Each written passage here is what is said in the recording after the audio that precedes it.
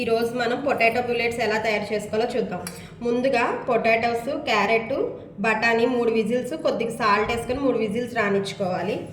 దీనిలోకి కొత్తిమీర, ఉల్లిపాయలు, బియ్యం పిండి మనకు తగినంత, కారం, ఆల్రెడీ నేను ఉప్పు వేసాను కాబట్టి కొంచెం బొంబాయి రవ్వ, నువ్వులు, శనగపిండి, గరం మసాలా, ఈ ఇంగ్రీడియంట్స్ మొత్తం ఇందులో మిక్స్ చేసి మనం బుల్లెట్స్ ఎలా తయారు చేసుకోవాలో చూద్దాం. ఫస్ట్ ఈ ఉడకబెట్టిన పొటాటోస్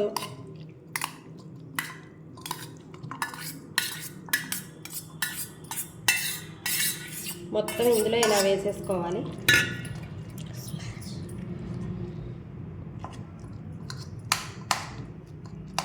మనం మొత్తం ఇలా మిక్స్ అయ్యేలాగా.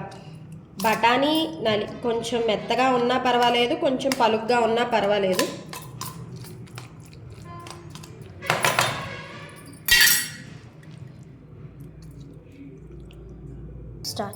ఇది మొత్తం ఇట్లా మెత్తగా స్మాష్ చేసేసుకొని మెత్తగా ఒక్కొక్క ఇంగ్రీడియంట్ ఇంట్లోకి పెట్టేయడమే.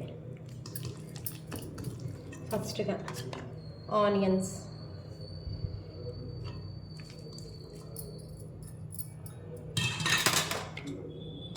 నెక్స్ట్ బొంబాయి రవ్వ. దీనివల్ల ఏంటంటే కొంచెం క్రంచీనెస్ వస్తుంది.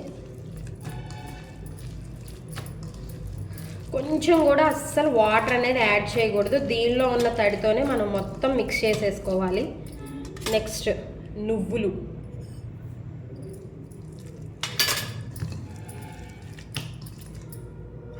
జస్ట్ ఒక 1 స్పూన్ శనగపిండి,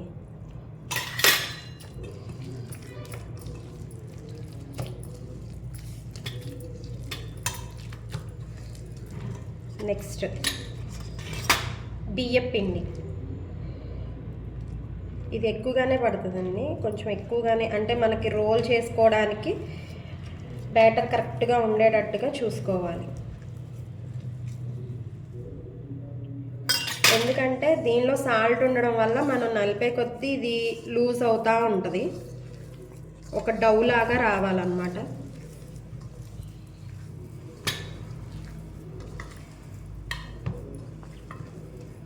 సాల్ట్ ఒకసారి మీరు చెక్ చేసుకోవచ్చు, ఉడికేటప్పుడు మనం ఆల్రెడీ వేసాం కాబట్టి ఇంకొకసారి చెక్ చేసుకోండి.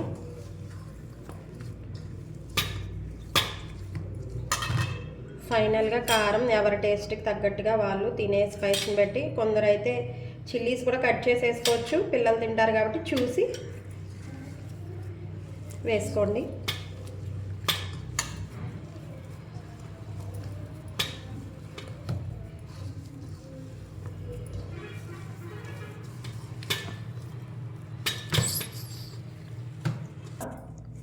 ఇప్పుడు ఒక 1/2 స్పూన్ గరం మసాలా, ఫైనల్గా కొత్తిమీర.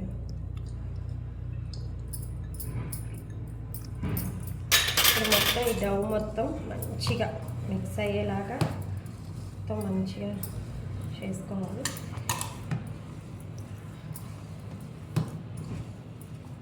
వీటిని బుల్లెట్స్ లాగా, కట్లెట్స్ లాగా మీకు నచ్చిన షేప్లో తవా మీద లైట్ ఆయిల్ కానీ గీ కానీ వేసుకొని మన ఇష్టం వచ్చినట్టుగా అయినా చేసుకోవచ్చు, లేదు అంటే కనుక డీప్ ఫ్రై అయినా చేసుకోవచ్చు, ఎలాగైనా బాగుంటుంది, చాయిస్ అది. ఇప్పుడు మనం వీటిని బుల్లెట్స్కి ఎలా చేసుకున్నామో చూపిస్తాం.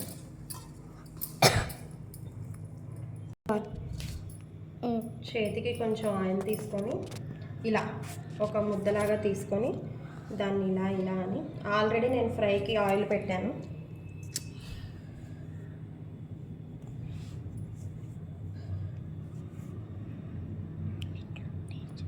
ఇలా ఒక్కొక్కటి ఇలా ప్రిపేర్ చేసుకోవాలి.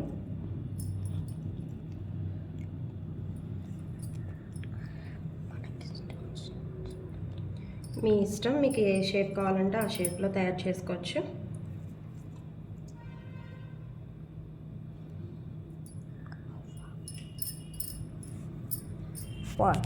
ఇలా మనం బుల్లెట్ షేప్లో తయారు చేసుకోవాలి. ఆల్రెడీ ఆయిల్ బాగా వేడెక్కింది, వేడైన తర్వాత సిమ్లో పెట్టుకొని ఒక్కొక్కటి ఇలా తీసుకొని మనం ఇలా ఒకటి నూనెలో వేసుకొని కొంచెం మీడియం ఫ్లేమ్లో పెట్టుకొని వేయించుకుంటే లోపల పచ్చి అనేది ఉండదు. ఆల్రెడీ మనం బాయిల్ చేసిందే కాబట్టి.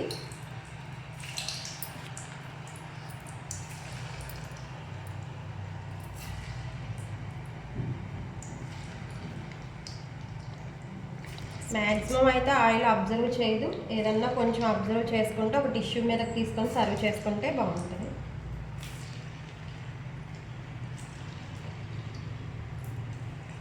కొంచెం రోస్ట్ అయిన తర్వాత మనం వేరే వైపుకి టర్న్ చేసుకుందాం.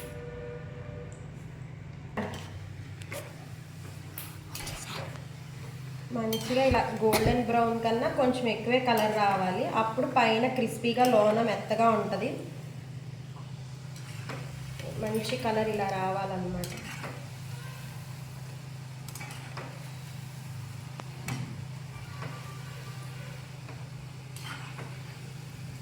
మనం కొంచెం మీడియం ఫ్లేమ్లోనే పెట్టుకోవాలి. పెట్టుకుంటేనే లోపల మనకి పచ్చి అనేది ఉండదు. మనం నెక్స్ట్ ఒక టిష్యూ తీసుకొని మొత్తం దాని మీద తీసేసుకుంటే ఏమన్నా కొంచెం గొప్ప ఆయిల్ ఉంటే అది మొత్తం అబ్జర్వ్ చేసుకుంటుంది. తర్వాత మనం టమాటో కచప్తో సర్వ్ చేసుకోవడం.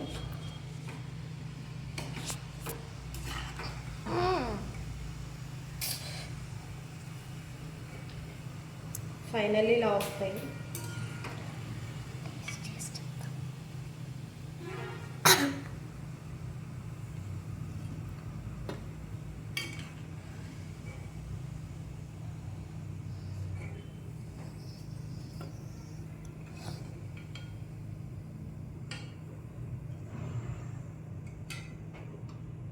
ఫైనల్గా వీటి లుక్ ఇట్లా ఉంటుంది.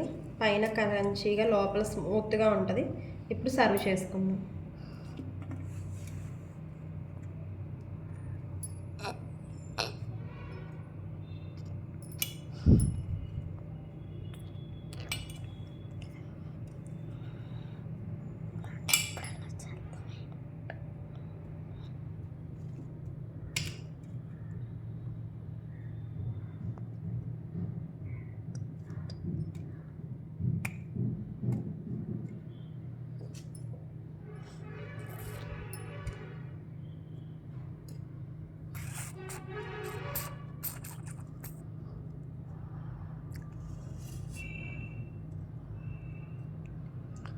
ఫైనల్గా ఇలా వచ్చినాయి.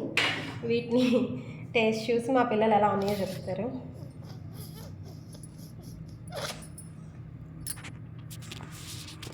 టేస్ట్ చెప్పి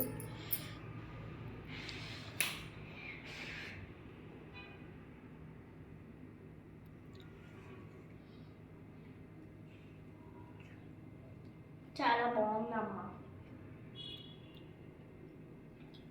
బాగుంది ఫ్రెండ్స్, మీరు కూడా ట్రై చేయండి. మా అబ్బాయి టేస్ట్ చేస్తాడు. ఎలా ఉంది తిని చూడు కన్నా.